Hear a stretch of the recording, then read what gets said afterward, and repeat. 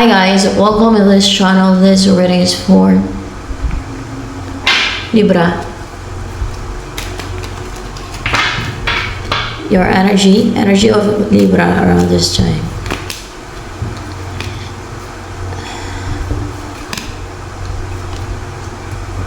Malungkot ka, uncontented, at nervyos, kabado. Meron ka iniiwasan. And may blessing dito na paparating sa iyo or new beginning, new love.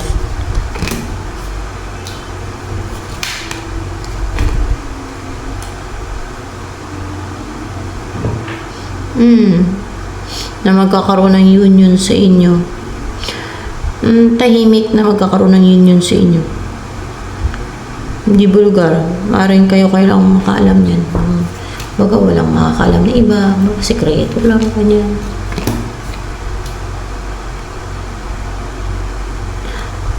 Para walang makagawa ng deceit. Para walang deceit. Para walang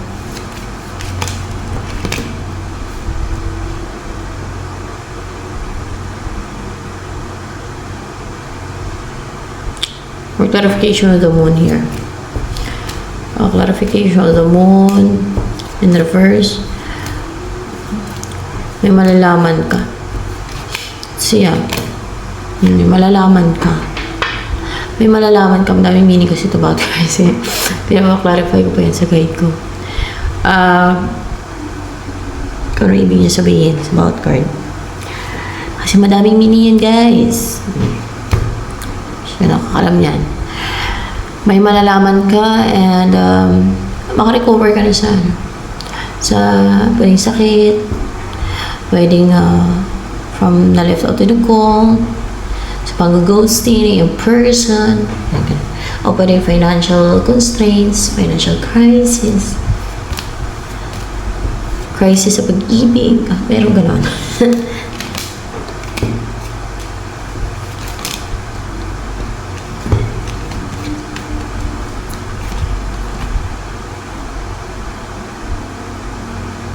Ay, yung mabagal dito na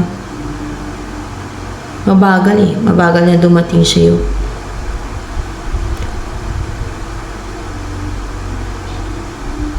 Nahinto na.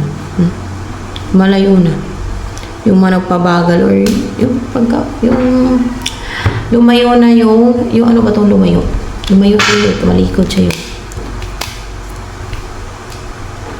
Nine of Cups. Queen of Cups in reverse. For clarification of the Nine of Cups here.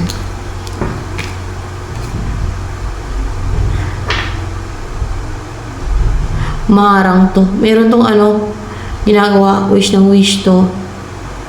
Saan sa devil nag-wish?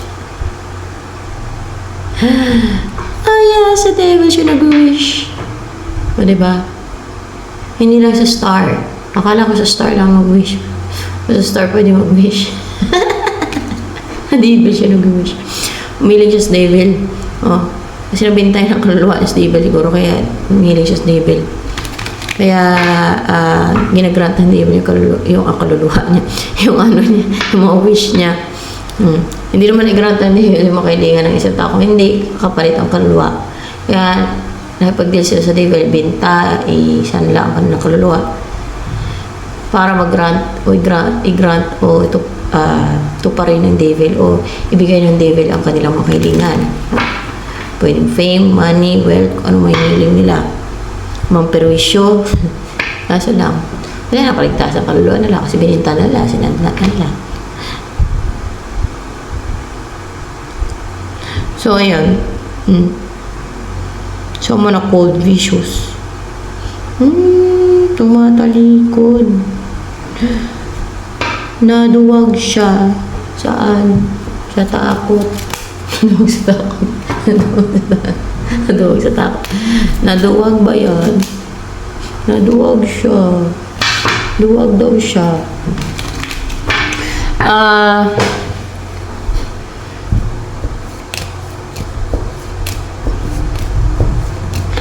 Well,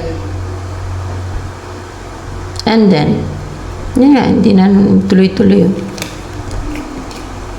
Hindi na siya makapag-rinse. Hindi siya makapag-atake.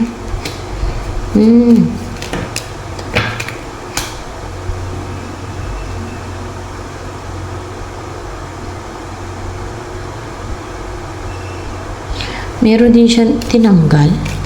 Tingnan natin wala. Meron na siya tinigil. Sin-reverse dito eh. May naka-recover ka na sa naka-recover ka na sa heartbreak. Ikaw to, naka-recover ka na sa heartbreak. And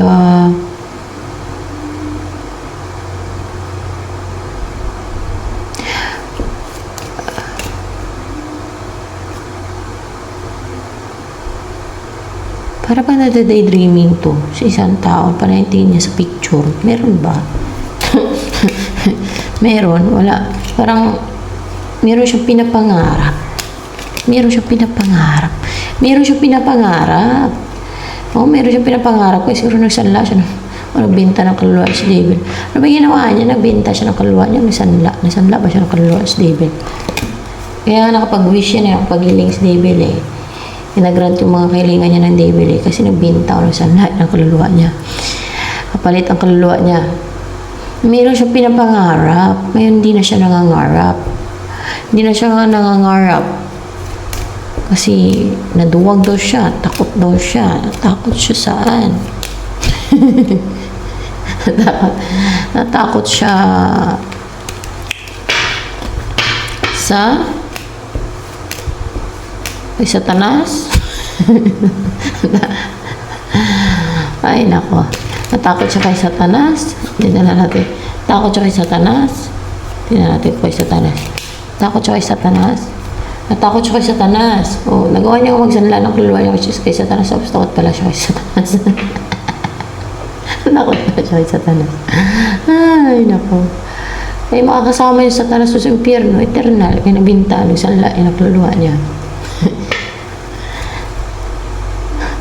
So, ano yung clarify ba ito? Natakot siya kay Satanas.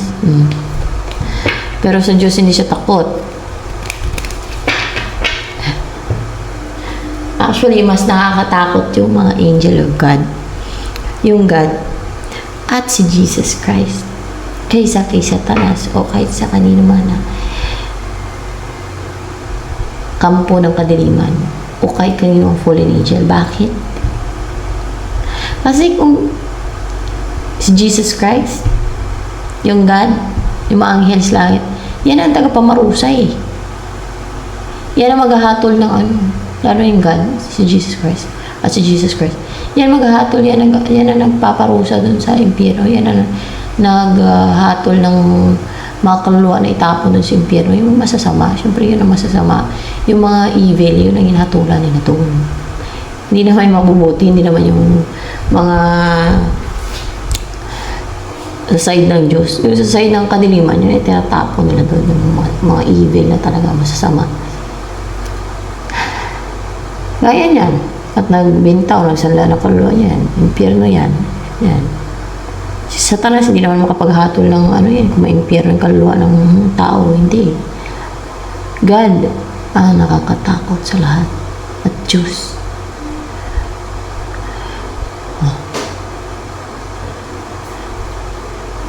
Kaya sabi ni Jesus Christ, hindi dapat matakot sa kayang patayin ang katawang lupa. Doon dapat matakot sa kayang itapon niya ang kaluluwa ng tao sa impyerno. Kaya ano ibig sabihin? Sa kanya dapat matakot at sa God.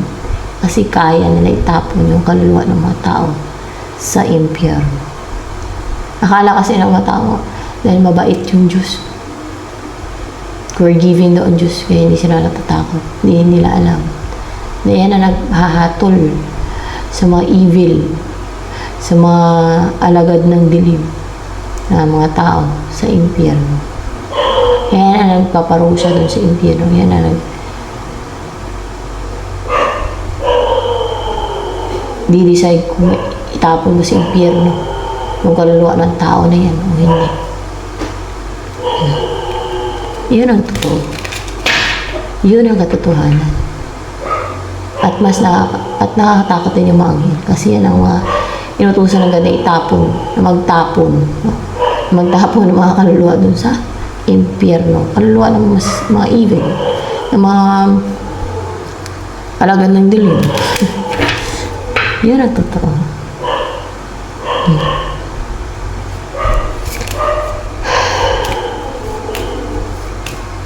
And let's see.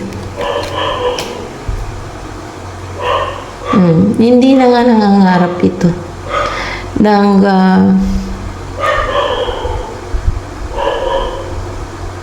yung pinapangarap niyang person. Kaya siya nagsanla sa kaluluwa niya para makatuluyan yung pinapangarap niyang person. Oh my gosh. Nabinta siya. More information.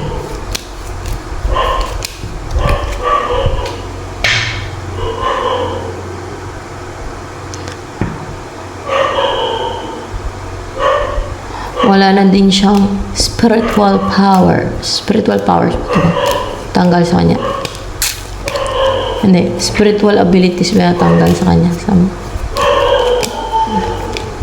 Hindi. Intuition. Intuition. Intuition niya natanggal sa kanya. Intuition.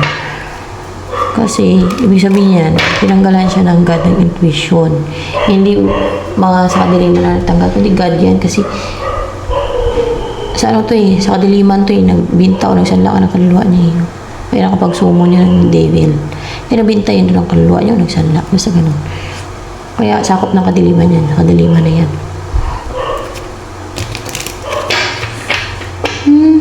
Tapos, hindi na din siya mamuhay ng kumpleto.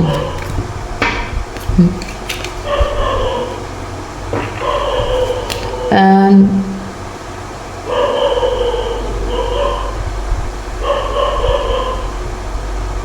hindi na yan makapamarusa ng witchcraft niya. Diba saan lang nabinta ng kaluluwa niya? Hindi na yan makapamarusa ng witchcraft niya. Baka magtanong ang mga tao. May paintulad pa ng God na mamarusa sila, yung mga witches, wizards, warlocks, evil magicians.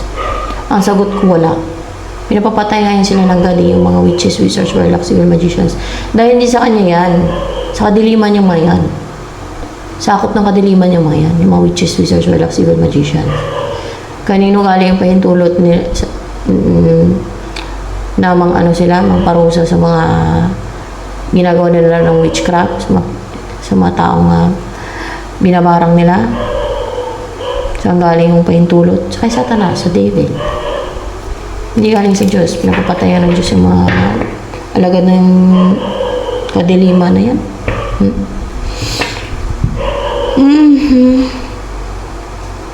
Hindi na yun makapang-atake ng isipan ng mga ina-atake niya. Kagaya mo o kung sino pa ina-atake niya. Dahil wala na siyang intuition or psychic abilities. Let's see. Upright yata. Psychic abilities. Yan, psychic abilities. Kasi wala na siyang psychic abilities. Yan.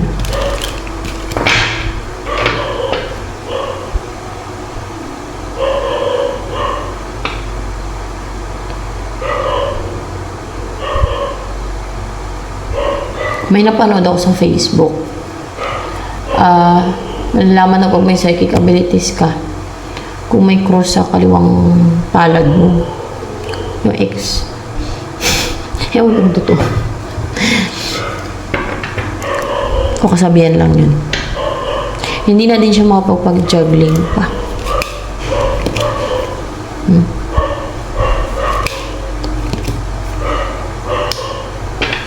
O kung ikaw man itong pinapajuggling niya, hindi ka na magja-juggling. And, or kumunti yung pera mo, hindi na din kukunti yung pera mo, yung income mo. Maging masagana ng buhay mo, maging wealthy, prosperous. Akala ninyo karma, no?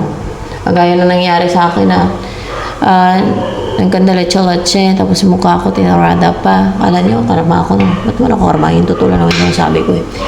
Yung nangyari sa akin, ang dami nang atake sa akin, witchcraft. Mga barang pa nga, eh.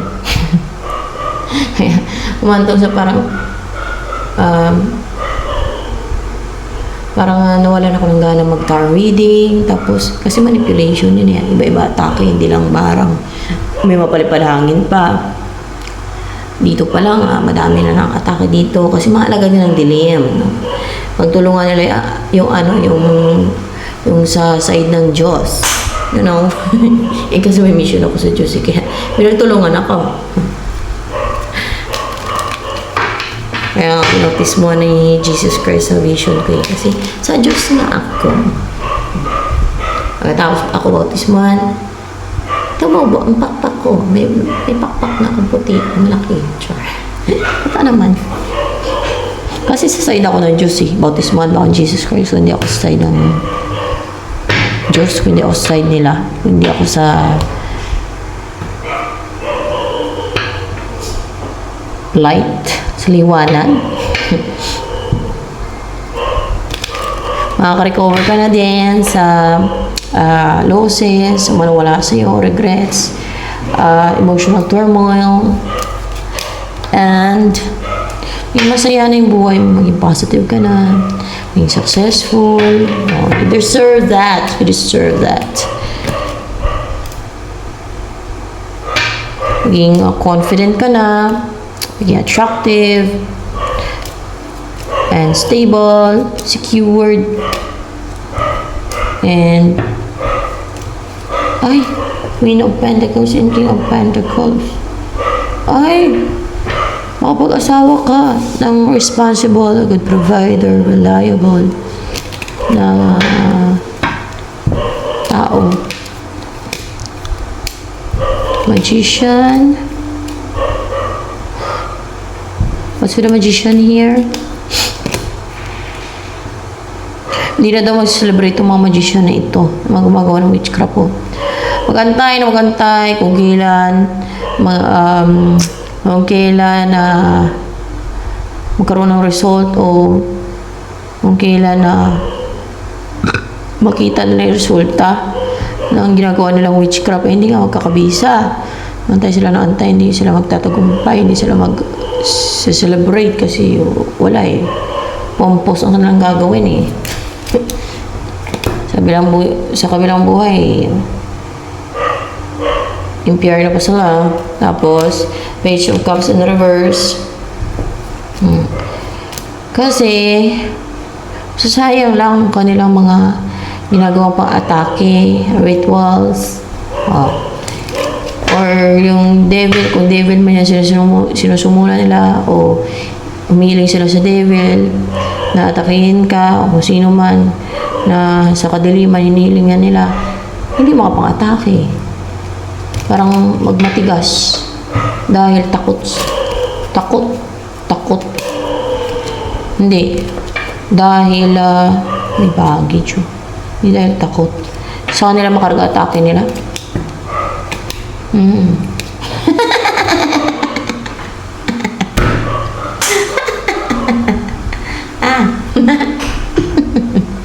Ay. Sa kanila makarga atake nila.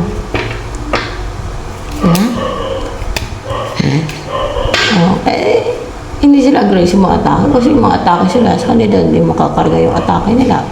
Kung ibuhos sila sa'yo, sa kanila din naman mabubuhos yun, hindi sa'yo. Ano yun? Nantok na ako. Direct-direct ako tawa. Kasi, mara-reject din naman yung assistant nila sa'yo, bibigay nila sa'yo, sa kanila naman ma-unite.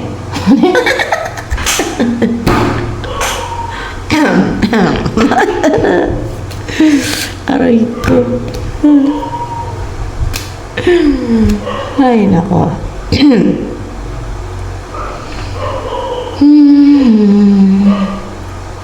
Oh, hindi ka na nila makontrol. Wala na silang kontrol sa buhay mo.